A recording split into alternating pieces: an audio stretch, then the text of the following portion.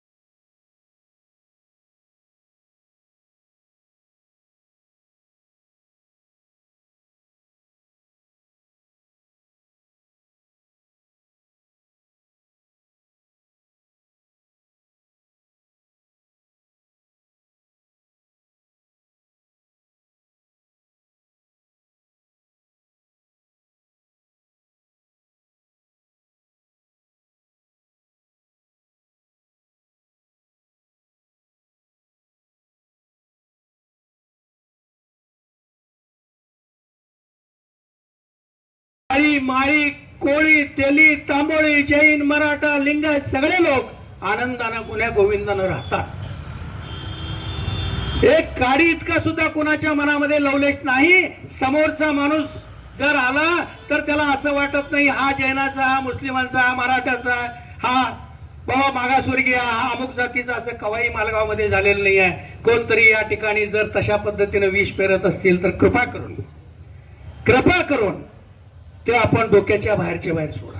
त्यांच्या मार्गदर्शनाखाली आपल्या इथं कांबळेताई असतील, नायकोडेताई असतील, पांडुरंगजी पाटील साहेब असतील, यांना परवा दिवशी मतदान करत असताना खरं तर तुम्ही प्रचार 15-20 दिवसाचा प्रचाराचा जर कालखंड बघितला तर भारतीय जनता पार्टी मागच्या 5-10 वर्षात काय केलंय आणि पुढच्या 5 वर्षात काय करणार आहे या ह्याच्यावर मतं मागतोय. आम्ही कुणावर टीका करायला आम्ही तर आलो नाही. पुढचे उमेदवार फक्त भाऊंना टार्गेट करणं, भाऊंवर टीका करणं, उमेदवारांवर टीका करणं. पण टीका केले म्हणून एखाद्या गावातला रस्ता होणार नाही, टीका केले म्हणून एखाद्या गावचं मंदिराचं काम होणार नाही. काम करणारी कोण आहेत तरी सगळी समोर बसलेली भारतीय जनता पार्टीची लोक काम करणार आहेत.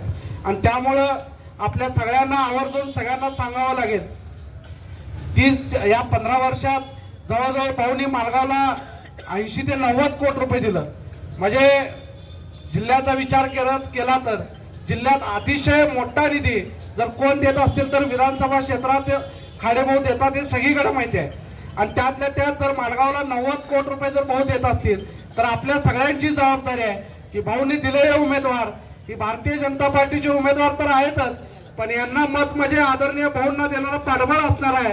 त्यामुळे आपण कुठलीही शंका न बाळगता, कुठलाही न विचार करता परवा दिवशी देणारं मत हे पुन्हा एकदा आपण भाऊंनाच मत देतोय या अपेक्षेनं तिन्ही उमेदवार आपली भारतीय जनता पार्टीचे निवडून आले पाहिजेत. या सगळ्यांची दक्षता आपण घ्यावी.